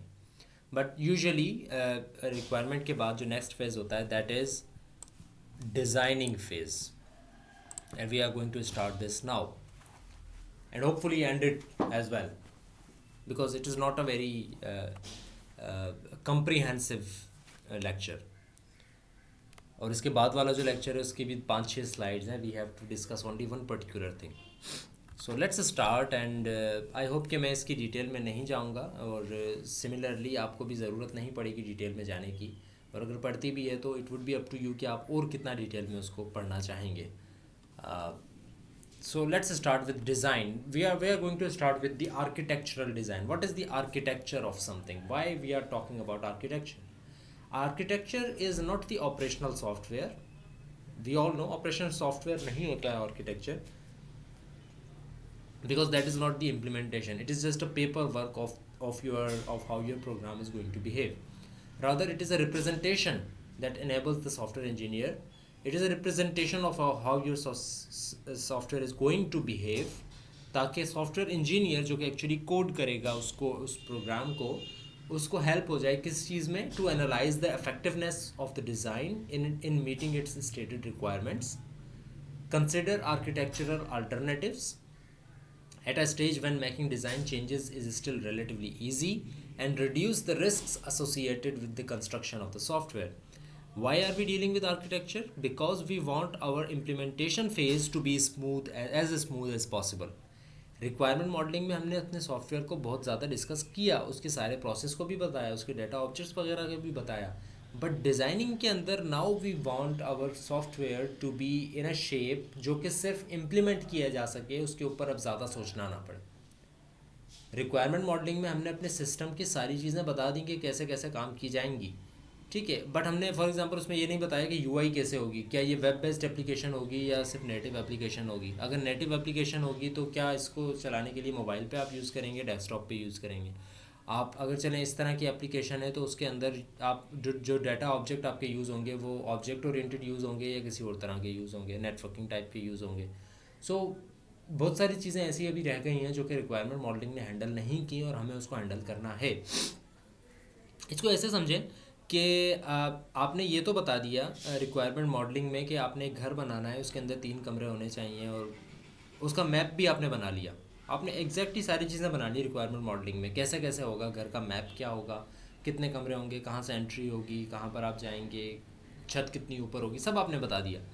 बट अब डिज़ाइनिंग फेज़ में आप ये नहीं बताएंगे, आपने बाकी सारा काम कर लिया। डिज़ाइनिंग फेज़ में हम एक्चुअली अब ऐसा काम करेंगे ताकि इम्प्लीमेंटेशन में अब कोई काम ना रहे। जैसे कि अगर इस घर बनाने की एग्जांपल में रहता हूँ तो डिज़ाइनिंग फेज़ में अब हम ये काम करेंगे कि एक्चुअली इक्विपमेंट कौन सा यूज़ करेंगे। फिर आपने ये तो बता दिया एक रूम बनेगा, क्या वो रूम में सिर्फ कार्डबोर्ड खड़े करके बना दूँ, ईंटें खड़ी करके बना दूँ, या उसके अंदर कोई और भी काम आपने करना है, आपने ड्राई वॉल बनानी है, आपने सिर्फ नॉर्मल कंक्रीट वॉल बनानी है, इक्विपमेंट कौन सा यूज़ करना है आपको। सिमिलरली दरवाजे किस तरह के आपको लगाने हैं, क्या दरवाजे सिर्फ इस तरह के होने चाहिए जो कि खुल जाएं, या हो सकता है आप स्लाइडिंग डोर लगवाना चाह रहे हो, उसके लिए एक अलग आर्किटेक्चर हम यूज़ करेंगे। सिमिलरली आप जो बता रहे हो कि सेकंड फ्लोर होना चाहिए, तो वो क्या सेकंड फ्लोर बिल्कुल उसी के ऊपर होना चाहिए घर के, या फिर अंदर जाकर आप हॉल के अंदर से अंदर जाना चाहेंगे। यानी कि बहुत सारी चीज़ें ऐसी हैं जो कि, या आपकी स्टेयर्स की शेप क्या होनी चाहिए। आपने ये तो बता दिया कि स्टेयर्स ऐसे जाएंगी, बट आपको उसका साइज़ कितना रखना है, स्टेयर्स जो है वो ज़्यादा छोटी रखनी है, क्या आपने व्हील चेयर एक्सेसिबल बनाना है घर को या नहीं बनाना।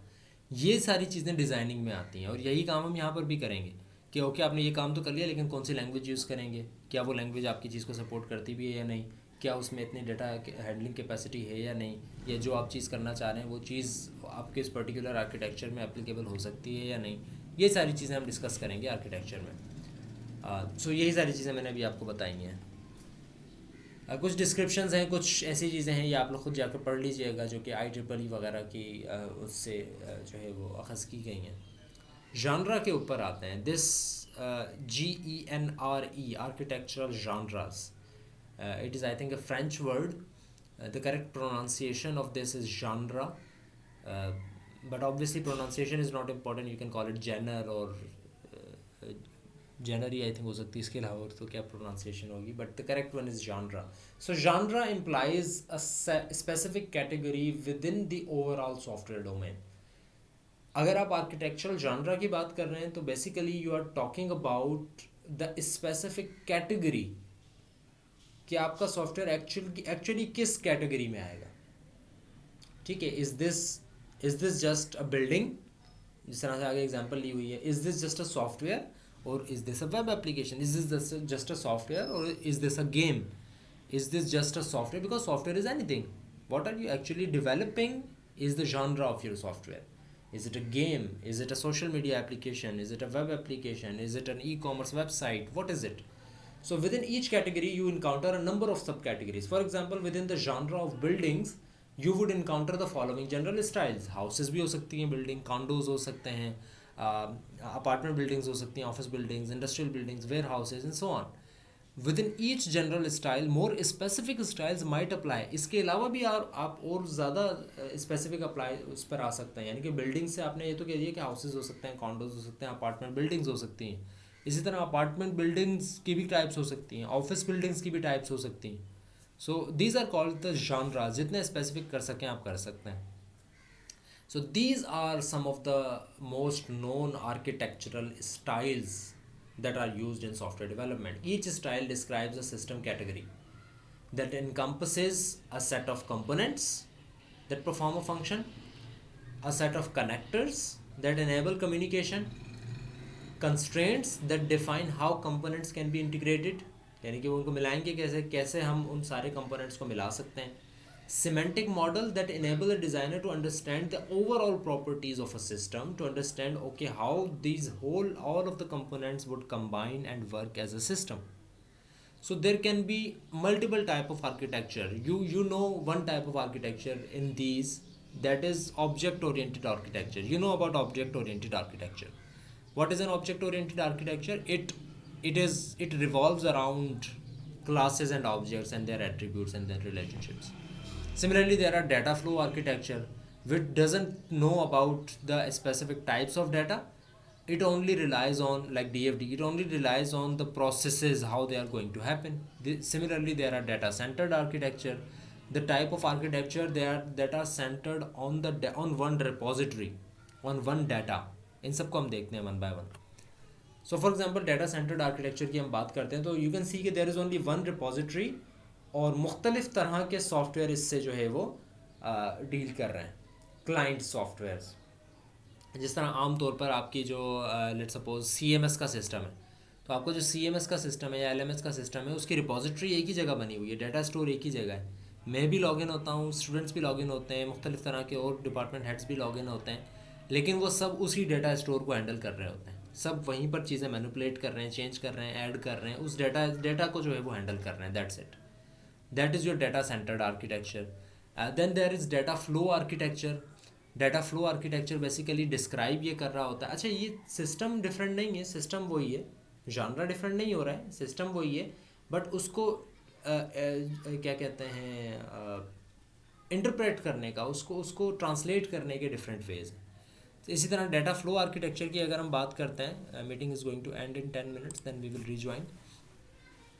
इसी तरह अगर हम डाटा फ्लो आर्किटेक्चर की बात करते हैं तो वी आर टॉकिंग अबाउट कि आपका डाटा किस तरह से फ्लो कर रहा होगा और किन किन फिल्टर्स में से गुजरेगा, यानी किन किन प्रोसेसेस में से गुजरेगा, जो कि एक आमतौर पर आप डाटा फ्लो डायग्राम के अंदर शो करते हैं. डाटा सेंटर्ड नहीं होता, डाटा फ्लो कर रहा होता है कि अब डाटा के पर्सपेक्टिव से हम देख रहे हैं कि डाटा किस किस तरह से मूव कर सकता है. So it's can be pipes and filter, यानी कि आप एक से ज़्यादा फ़िल्टर एक ही लाइन में आपने शो कर दिए तो यू आर जस्ट शोइंग कि आपका डाटा किस तरह से जा रहा है. और ऐसा भी हो सकता है कि आप एक डाटा को लेकर उसके एक प्रोसेस को सिर्फ एक दफ़ा बताएं कि अगर मैं सिर्फ इस फ़िल्टर को, इसको और इसको शो करना चाहूँ तो मैं ऐसे शो कर सकता हूँ. मुझे ये पता है कि इसके बाद एक से ज़्यादा जगह पर एरोस जा रहे हैं, लेकिन अभी फ़िलहाल मैं इसकी बात कर रहा हूँ, सीक्वेंशियल की बात कर रहा हूँ. फिर इस चीज़ को शो करने के लिए मैं एक अलग से शो बनाऊँगा. ठीक है, तो this is how data flow architecture works. Then call and return architecture है.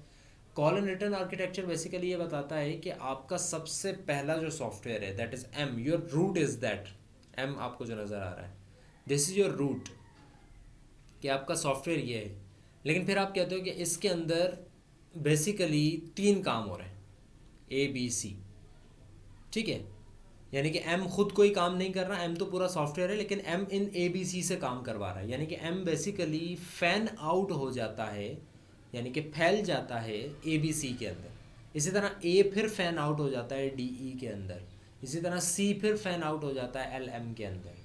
और इसी तरह आगे चल के फ़ैन इन भी हो सकता है, यानी कि NOPQ में फ़ैन आउट हो गया M, लेकिन फिर ये सारे चीज़ें मिलकर एक ही काम कर रही हैं, and that is R. Similarly T और G मिलके एक ही काम कर रहे हैं, दैट इज़ I. तो फ़ैन इन भी होता है, फ़ैन आउट भी होता है. जितना ज़्यादा नीचे जाएंगे उतनी ज़्यादा आपकी डेप्थ बढ़ती है इस कॉल एंड रिटर्न आर्किटेक्चर में, which is just a tree architecture. Depth बढ़ती है, और जितनी ज़्यादा फ़ैन आउट करेंगे आप उतनी ज़्यादा विड्थ बढ़ेगी. जितना ज़्यादा फ़ैन आउट करेंगे, अगर इस क्यू को भी मैं और फ़ैन आउट करता 3-4 चीज़ों के अंदर तो विड्थ और बढ़ जाती. ठीक है, सो this is call and return architecture. This calls this, M कहता है कि ये काम A ने करना है, वो उसको कॉल करता है और ये चीज़ें प्रोसेस करके M को भेजता है. सिमिलरली B ये कहता है कि कॉल करता है K को, और ये कॉल K काम करके B को भेजता है अपना आउटपुट दोबारा. ठीक है, तो कॉल करता है और रिटर्न होती, कॉल करती है चीज़ को, रिटर्न किया जाता है. इसी तरह NOPQR को रेफ़र कर रहे हैं सारे, और R जो है वो NOPQ सबको भेज रहा है रिटर्न। तो अगर मैं सिर्फ इस एक आर्किटेक्चर को देखूं तो M कहता है कि ये काम ABC ने करना है, C कहता है कि ये काम L और M ने करना है, L काम करके रिटर्न कर देता है C को, लेकिन M ये कहता है कि ये काम NOPQ ने करना है।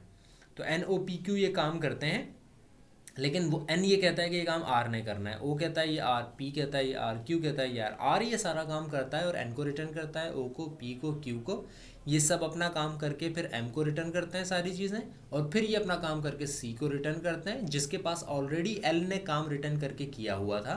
अब C के पास L का रिटर्न भी आ गया, M का रिटर्न भी आ गया, तो अब ये अपना काम रिटर्न करके M को दे देगा। सिमिलरली यहाँ पर भी यही सारे काम होंगे, और फिर M आपको एक्चुअली आउटपुट देगा कि एक्चुअली काम हुआ क्या है। This is call and return architecture. Then there is layered architecture, which is mostly used by networking application or web-based application. There is one core layer of your program in which you show कि actually program काम क्या कर रहा है, then उसकी utility क्या क्या हो सकती है, यानी कि वो और किस किस तरीके से इसको ज़्यादा बेहतर काम कर सकता है। then application layer क्या हो सकती है, यानी कि actually user के लिए उसको किस तरह से दिखाया जाएगा। And then there is user interface layer. इन सब के अंदर मुख्तलिफ कंपोनेंट्स हो सकते हैं, यानी कि मुख्तलिफ तरह के काम हो रहे हैं, हर तरह का काम के लिए एक अलग कंपोनेंट आपने बनाया हुआ है। लॉगिन की एप्लीकेशन आपने अलग बनाई हुई है, for example social media applications की बात करें तो इमेज एप्लीकेशन आपने अलग बनाई हुई है, आपने स्टोरीज़ की एप्लीकेशन अलग बनाई हुई है। देयर आर सम कंपोनेंट्स जो कि मिलकर एक एप्लीकेशन बना रहे हैं। इसी तरह से फिर उसका एक यूज़र इंटरफेस बनता है। दिस इज़ नॉट नेसेसरी कि ये 4 लेयर्स ही हों लेयर्ड आर्किटेक्चर में। Different type of softwares different type of layers use कर रहे होते हैं। कहीं पर 6 होती हैं, कहीं पर 7 होती हैं, कहीं पर 8 होती हैं। मीटिंग एंड होने वाली है, हम रीजॉइन करेंगे। और लेयर कितनी भी हो सकती हैं depending on your software. So your software can be represented in a layered architecture as well. Now what is the customer requirement? Customer requirement is 4 bedrooms, 3 baths, lots of glass in your windows. This is the customer's requirement. Now architectural design will show you actually that how these things will going to happen.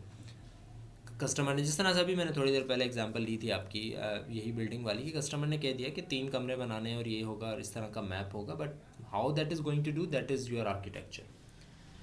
So you can derive, not drive, derive your program architecture. अगर आपने एक DFD type चीज़ बनाई हुई है, ये चीज़ आपको for example मैं कहता हूँ दिस इज़ अ DFD, तो you can derive your program architecture using this DFD in a call and return architecture.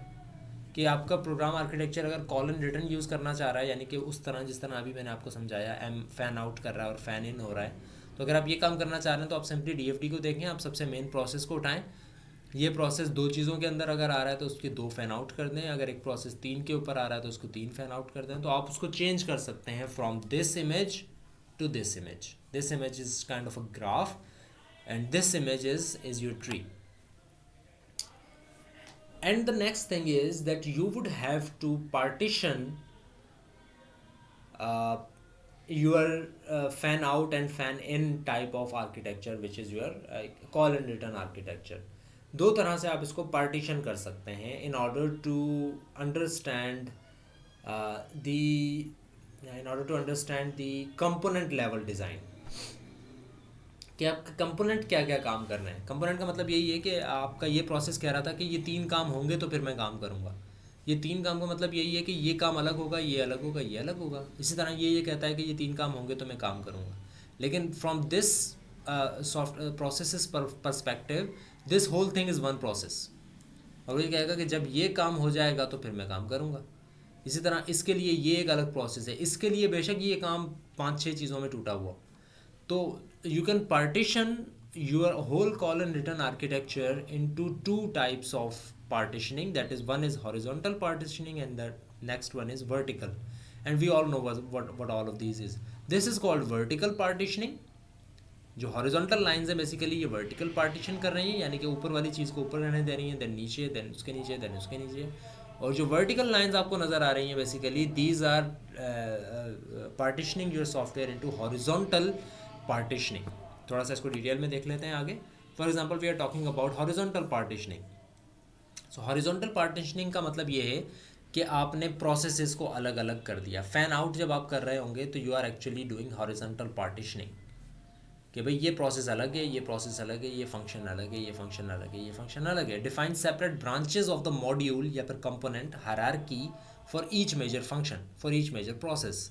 सो आप हायरार्की शो कर रहे होते हैं कि एक से कितने चिल्ड्रन निकलेंगे और फिर उन चिल्ड्रन ने क्या काम करना है। Uses control modules to coordinate communication between functions. And then there is vertical partitioning, which is also known as factoring. This is a very important one, vertical partitioning. Vertical partitioning does not tell you कि अच्छा ये अलग function है, ये अलग function है, ये अलग फंक्शन है. It tells you कि ये किन तीन चीज़ों में डिवाइड हुआ हुआ है, इसी तरह ये तीनों किन तीन तीन चीज़ों में या दो दो चीज़ों में डिवाइड हुए हैं. यानी कि आप हर एक लेवल को, this is level 0, this is level 1, then level 2, then level 3 and then level n, कितने भी लेवल हो सकते हैं. So designed so that decision making and workers are satisfied, decision making modules should reside at the top of the architecture, like this image is showing. कि at the top of your column written architecture should be the decision makers, and at the very bottom, at the very leaf of your field, of your tree, would be the workers. Similarly, how any of the tree based architecture works. And how does it work? कि decision makers top पर होते हैं, यानी कि ultimate decision किसने लेना है, जो कि टॉप पर है. नॉट जस्ट दिस टॉप, बल्कि for example this is the top for these two. So इन दोनों के बारे में डिसीजन कौन लेगा, ये लेगा, और इन तीनों के बारे में डिसीजन कौन लेगा, ये लेगा. और as a whole system decision कौन ले रहा होगा, ये, कि क्या काम करना है, ये करना है या ये करना है, ये करना है या तीनों करना है. सिमिलरली एक्चुअली काम किसने करना है, ये तो डिसीजन ले रहा है कि किसको काम मुझे देना है. एक्चुअली काम किसने करना है, वो जो बॉटम लेवल पर चीज़ें, यानी कि इन जो बिल्कुल एंड पर चीज़ें होंगी, काम उन्होंने करना है. These are called workers. मैं समझा नहीं आपकी बात वजाहत. आप कह रहे हैं कि 3 या 4 जो हैं वो कंपोनेंट कंसिडर होंगे या नहीं होंगे. तो सवाल को मैं हैंडल करता हूँ फिर. So it can fan out, and the main decision makers will be at the top and the main workers will be right at the bottom. इसके अलावा जो है मेन वर्कर्स काम नहीं कर रहे होंगे. मेन वर्कर्स जो होंगे वो बिल्कुल बॉटम पे होंगे, और उन बॉटम के ऊपर जो टॉप पर होगा that will be the decision maker for those workers, and obviously the top most will be the main decision maker. Here. So why do we want to partition our architecture.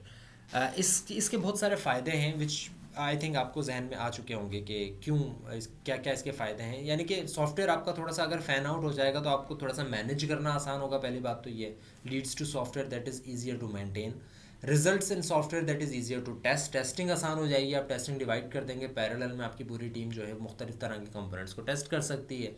Results in propagation of fewer side effects. Side effects इसके बहुत कम होंगे, क्योंकि चीज़ें अगर intermingle नहीं हुई भी होंगी तो ऑब्वियसली उनको एज अ पार्ट देखना काफ़ी बेहतर हो सकता है. Results in software that is easier to extend करना इसको, यानी कि आप इसके अगर अपडेट करना चाहें तो it would be very easier for you. आपको पूरे सॉफ्टवेयर को देखना नहीं पड़ेगा, आपको पता लग जाएगा अच्छा यहाँ पर अपडेट चाहिए तो आप सिर्फ उसी कंपोनेंट को अपडेट करें, पूरे सॉफ्टवेयर को ना छेड़ें. तो अपडेट करना भी काफ़ी आसान हो जाता है इसमें. couple of questions in the chat box, let me address to those. Wajat Ali is asking कि सर चाइल्ड कंपोनेंट्स भी प्रोसेस कंसिडर होंगे. यस, चाइल्ड कंपोनेंट्स भी प्रोसेस कंसिडर होंगे. लीफ वर्कर नोड्स जो हैं वो भी प्रोसेस कंसिडर होंगे, because actually those are the processes. इसके अलावा जितनी भी चीज़ें हैं वो प्रोसेसेस तो हैं, but those are actually what you call it, a mixture of processes. ठीक है, प्रोसेस ए ने कहा कि भाई मेरा काम बी सी और डी करेंगे. अब बी सी और डी काम कर रहे हैं, प्रोसेसेस वो हैं, लेकिन एक्चुअली प्रोसेस ए भी तो है, क्योंकि उसने बी सी और डी की आउटपुट जो आएगी उसको एक्चुअली प्रोसेस करना है, और उसको काम भी देना था बी सी डी को. तो एक्चुअली उनको भी हम प्रोसेस कहेंगे. एवरी नोड हेयर, इसको नोड कहा जाता है. Every node, every thing, every box is a process in it self. The difference is that the bottom level processes are known as workers and the topmost processes are usually known as decision makers. Similarly, there is another question from Mutahir Imam. Sir, factoring architectural, I think आप कहना चाह रहे हैं, architectural style का parent है। I'm not sure what your question is. Factoring is kind of a technique to divide your call and return architecture. Call and return architecture का मतलब ये है कि जो आर्किटेक्चर आपका ट्री बेस्ड आर्किटेक्चर है ना, कि कॉल की जा रही है एक चीज़ को और वहाँ से रिटर्न की जा रही है कोई आउटपुट और फिर उस पर काम किया जा रहा है, this is an architectural style. अब इस आर्किटेक्चरल स्टाइल को बेहतर मैनेज करने के लिए you can partition that, and the vertical partitioning is known as factoring and horizontal partitioning is just partitioning.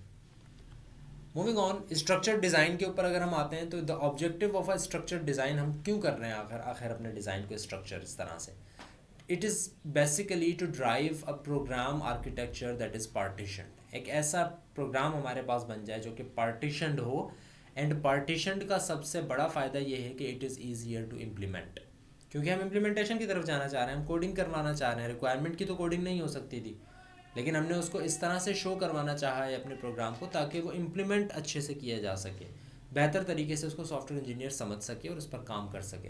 A DFD is mapped into a program architecture. DFD को आप समझें और उसका प्रोग्राम आर्किटेक्चर बना दें। The process specification and state transition diagrams are used to indicate the content of each module, and the notation for this is used is the structure chart. This is how you transform your flow, that you can show कि आपके transform flow का मतलब ये है कि आपका data जो है या आपका कंट्रोल जो है वो किस किस स्टेट में जा रहा है। these are the states, इस स्टेट में जाएगा, इस स्टेट में, and then this।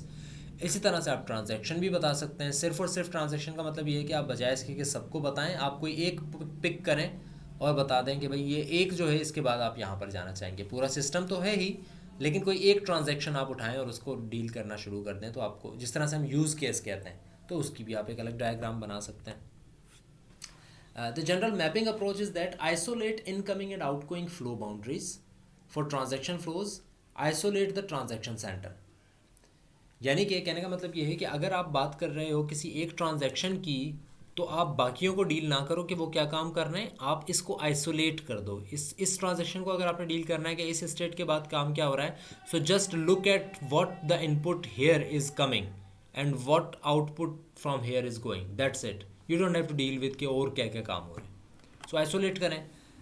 मैप अगर करना चाह रहे हैं आप किसी एक ट्रांजैक्शन को, working from the boundary outward, map DFD transforms into corresponding modules. वही बात जो कि अभी मैंने आपको कही कि एक प्रोसेस से और क्या क्या प्रोसेसेस हो रहे हैं ट्रांजैक्शन के में, एक ट्रांजैक्शन को अगर आप डील कर रहे हो तो उससे और क्या क्या काम हो रहे हैं उसको DFD की तरह आप शो कर सकते हैं। कंट्रोल मॉड्यूल्स आप शो कर सकते हैं, CFDs STDs आप बना सकते हैं when required. Refine the resultant program structure using effective modularities concepts, यानी कि फिर जब आप हर ट्रांजैक्शन को डील कर चुके हों तो फिर आप उनको देखें कि अच्छा ये मिलकर किस तरह से इंटीग्रेट होंगे या किस तरह से काम करेंगे, आप फिर उसको जो है वो ट्रांसफॉर्म फ्लो की डायग्राम के तौर पर यूज़ कर सकते हैं। सो वही चीज़ें जो कि अभी मैंने बताई। Isolate the transform centre by specifying incoming and outgoing flow boundaries.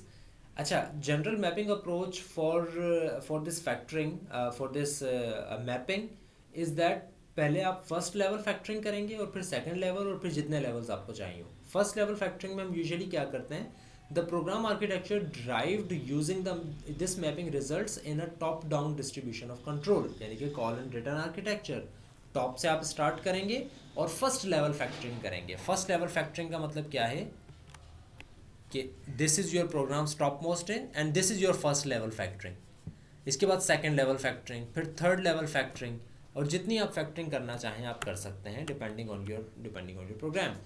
Factoring leads to a program structure in which top level components perform decision making and low level components perform most input computation and output work, यानी कि actual work जो होगा वो lower level की चीज़ें काम कर रही होंगी। Middle level components perform some control and do moderate amount of work, वो सारा काम नहीं करते, ज़्यादातर कंट्रोल कर रहे होते हैं और कुछ अमाउंट काम भी कर रहे होते हैं। Perform second level factoring then and then third, और जितनी आपको चाहिए हो। So like this is your data flow model. आप इसको मैप कर सकते हैं आसानी से कि आप ए को आपने कहा कि अच्छा ए है, तो इस ए को मैं ये ए क्या काम कर रहा है, बी और सी को आउटपुट दे रहा है, यानी कि ये ए एक्चुअली काम कर रहा है, ए एच और जे ये काम कर रहे हैं, और ये बी और सी को इनपुट दे रहा है। बी और सी क्या कर रहे हैं, बी और सी डी को इनपुट दे रहे हैं, तो बी और सी डी को इनपुट दे रहे हैं। तो आप इसको ट्रांसफॉर्म कर सकते हैं। They are not using the exact terminologies here, but this is how it can be transform. For example A B और सी में फैन आउट हो रहा है, बी और सी फैन इन हो रहे हैं डी में। इसी तरह डी ई को जनरेट कर रहा है, ई एफ फिर फैन आउट हो जाता है जी और आई में, फिर एच और जे में। This is your data flow model. आप इसको अगर ट्रांसफॉर्म करेंगे तो यू आर एक्चुअली शोइंग कि आप किस किस लेवल पर क्या क्या काम कर रहे हैं। ओके, फैक्टरिंग जिस तरह से अभी मैंने थोड़ी देर पहले भी डिस्कस किया कि वर्टिकल जो सॉरी हॉरिजॉन्टल या वर्टिकल कौन सी थी, I got confused, vertical, yes. The vertical partitioning यानी कि जो आपकी लेवल पार्टीशनिंग्स होती हैं उसको हम कहते हैं फैक्टरिंग। अब इसमें होता क्या क्या है वो हम ऑलरेडी जैसे डिस्कस कर चुके हैं कि direction of increasing decision making is upward, यानी कि जितनी डिसीजन मेकिंग ये कर रहा है उससे ज़्यादा ये कर रहा होगा, उससे ज़्यादा ये कर रहा होगा, और ये सबसे ज़्यादा डिसीजन मेकिंग कर रहा होगा। इसी तरह वर्क जो है वो ये बहुत कम कर रहा होगा, ये उससे भी कम, और ये उससे ज़्यादा, और ये उससे ज़्यादा, और ये सबसे ज़्यादा वर्क कर रहा होगा। So this is your typical worker module, this is your typical decision making module. So first level factoring में हम यही करते हैं, हमारा मेन प्रोग्राम का कंट्रोलर 3 चीज़ों में डिवाइड हो जाए, या 4 में, जितने में आप कर सकते हैं डिवाइड कर सकते हैं। बट मेनली यही होता है कि एक इनपुट कंट्रोलर होता है, एक आउटपुट कंट्रोलर होता है, और एक प्रोसेसर कंट्रोलर होता है। यानी कि इसका काम ये है, इस इनपुट कंट्रोलर का काम ये है कि इनपुट ले, इस आउटपुट कंट्रोलर का काम ये है कि आउटपुट जनरेट करे, और इस प्रोसेसिंग कंट्रोलर का काम ये है कि इनपुट को आउटपुट में कन्वर्ट करे। सेकंड लेवल मैपिंग में हम क्या कर रहे होंगे, हम बेसिकली अब इन 3 चीज़ों में से इनपुट, प्रोसेस कंट्रोलर और आउटपुट कंट्रोलर, ये जो 3 कंट्रोलर्स हैं हमारे पास, अब हम इनको फैन आउट कर रहे होंगे। यानी कि कंट्रोल को भी अब आप मुख्तलिफ चीज़ों के अंदर डिवाइड करेंगे, ए बी सी, और फिर सी को आप फैन इन करें या फैन आउट करें। ठीक है, सो this is how you describe a call and return architecture. Because there will be a recording of this lecture is well, इसी वजह से मैं ज़्यादा क्वेश्चंस भी नहीं ले रहा हूँ, और मैं जल्दी जल्दी चीज़ों को आगे लेकर जा रहा हूँ। बिकॉज अगर कोई क्वेश्चन वगैरह हो तो वो आप नेक्स्ट क्लास में भी पूछ सकते हैं, but we have to discuss all of these things in a quick way. अगर आप इसको थोड़ा सा आसानी से समझना चाह रहे हैं तो you can watch the recording later on and then understand each and everything perfectly.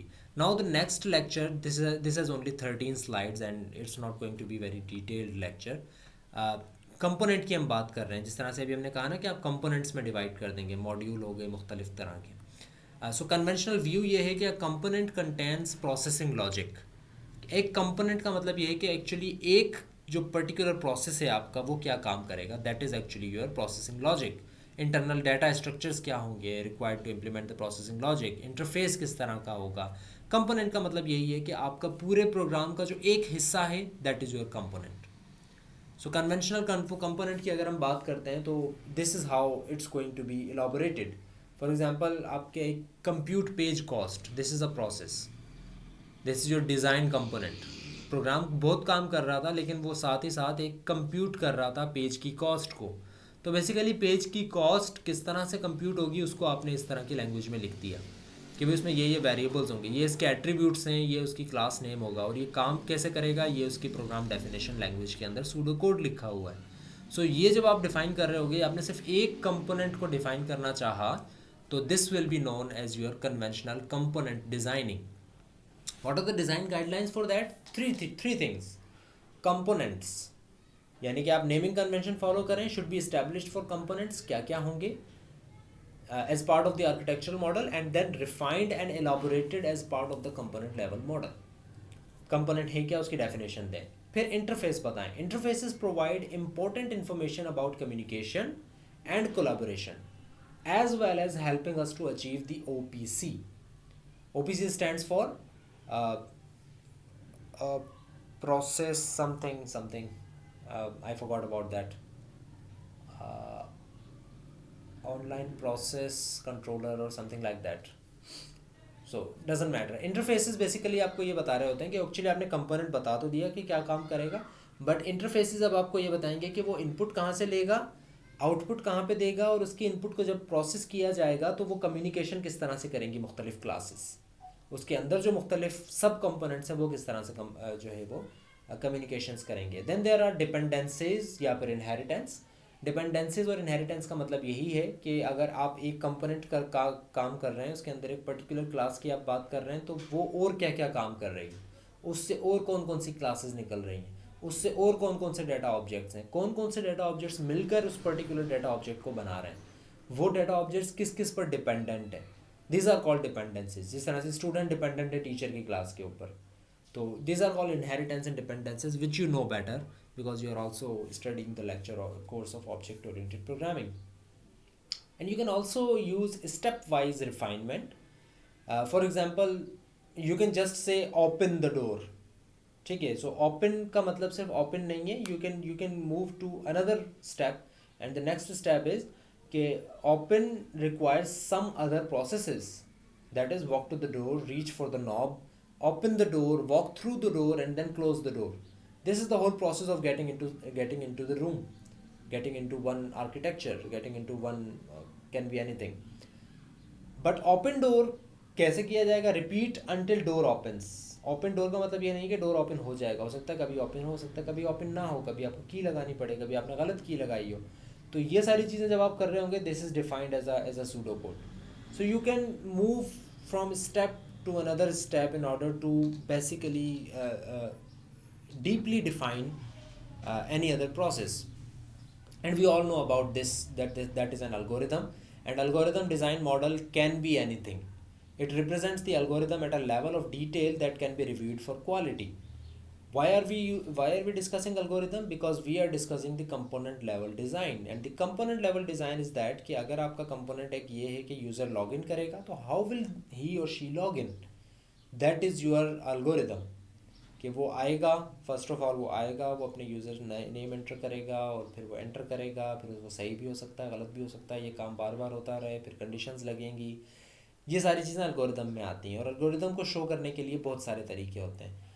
जो टॉप 3 तरीके हैं वो है ग्राफिकल, यानी कि आप या तो फ्लो चार्ट बना दें उसका, या फिर आप सूडो कोड लिख दें, या फिर आप प्रोग्रामिंग लैंग्वेज यानी सी के अंदर या जावा के अंदर आप उसका एक कोड लिख दें, या फिर आप डिसीजन टेबल भी लिख सकते हैं, जिस तरह से डिसीजन टेबल अभी हमने थोड़ी देर पहले देखे, इवेंट टेबल की तरह. सो ये बहुत सारे तरीके हैं एल्गोरिदम के डिज़ाइन को बताने के लिए. स्ट्रक्चर्ड प्रोग्रामिंग क्या होती है? स्ट्रक्चर्ड प्रोग्रामिंग ऐसी होती है जो कि एक सीक्वेंस में चलती है, एक limited set of logical constructs use करती है, उसमें कंडीशंस होती हैं, उसमें लूप्स होते हैं. That's it. स्ट्रक्चर्ड प्रोग्रामिंग ये है. It leads to more readable, testable code, can be used in conjunction, यानी in addition with proof of correctness. Proof of correctness के ऊपर हम इसको चेक कर सकते हैं कि बात काम सही कर रहा है या नहीं. ये नहीं कि कैसे कर रहा है, काम सही कर रहा है या नहीं. Important for achieving high quality but not enough. It is better कि अगर आप structured programming करते हैं, बट ऑब्वियसली आप इससे ज़्यादा काम नहीं ले सकते. स्ट्रक्चर प्रोग्रामिंग अगर आप कर रहे हैं तो ऑब्वियसली आप बहुत सारी चीज़ें इम्प्लीमेंट नहीं कर पाएंगे अपने कोड के अंदर. So structure procedural design basically इस तरह का होता है, जो कि आपको एक फ्लो चार्ट नज़र आ रहा है. ठीक है. अब आते हैं, आप डिसीजन टेबल पे भी इसको यूज़ कर सकते हैं. इसी तरह PDL भी आप इसका बना सकते हैं, यानी कि प्रोसेस डेफिनेशन लैंग्वेज के अंदर आप इसको लिख सकते हैं, which is commonly known as a pseudo code. Pseudo code अगर हम लिख लेते हैं तो इसको इम्प्लीमेंट करना काफ़ी आसान रहता है. लेकिन हम लैंग्वेज को डिज़ाइन क्यों करना चाह रहे हैं? Because it can be a derivative of the HOL of choice. ठीक है, यानी कि आप ऑनर किस लैंग्वेज को कर रहे हैं, आप उसके ऊपर बात कर सकते हैं कि it can be a derivative. आप कोई भी लैंग्वेज इस्तेमाल कर सकते हैं when you have developed a pseudo code. फिर आप उसको जावा में भी इम्प्लीमेंट कर सकते हैं, आप उसको C# में भी कर सकते हैं, C++ में भी कर सकते हैं. And because we are developing a pseudo code और अ फ्लो चार्ट और whatever, machine readable and processable हो जाता है आपका ये कोड. यानी कि आपने जो सूडो कोड लिखा है, it is machine readable, which means कि आपको पता है कि मशीन किस तरह से सोचेगी, तभी आपने वो कोड लिखा है या सूडो कोड लिखा है. It can be embedded with source code, therefore easier to maintain, can be represented in great detail if designer and coder are different, and it is obviously easier to review. Right. Okay. So component based development के ऊपर हम आते हैं. When faced with the possibility of reuse, Software team asks, are commercial off the shelf components available to implement the requirement? The main thing about this is that कि COTS यानी commercial of the shelf components जो होते हैं ये बने बनाए रखे हुए होते हैं मुख्तलिफ तरह के प्लेटफॉर्म्स के ऊपर. आप गिट पर चले जाएंगे तो आपको लॉगिन यूज़र लॉगिन किस तरह से करे उसका पूरा कोड आपको मिल जाएगा. इसी तरह से एक UI बेसिकली वेबसाइट की किस तरह से होती है इसका पूरा कोड आपको पड़ा हुआ मिल जाएगा. तो UI का एक कंपोनेंट हो गया, एक लॉगिन का कंपोनेंट हो गया. इसी तरह से आप फॉर एग्जांपल ई-कॉमर्स साइट है तो आपकी इन्वेंट्री मैनेजमेंट के लिए एक अलग से सिस्टम बना हुआ होगा. ठीक है, उसमें प्रोडक्ट होता है, उसके अंदर यूज़र होता है, कस्टमर होता है. तो आप उनको बेसिकली यूज़ कर सकते हैं ऑफ द शेल्फ, यानी कि आपको ख़ुद बनाने की ज़रूरत नहीं पड़ेगी.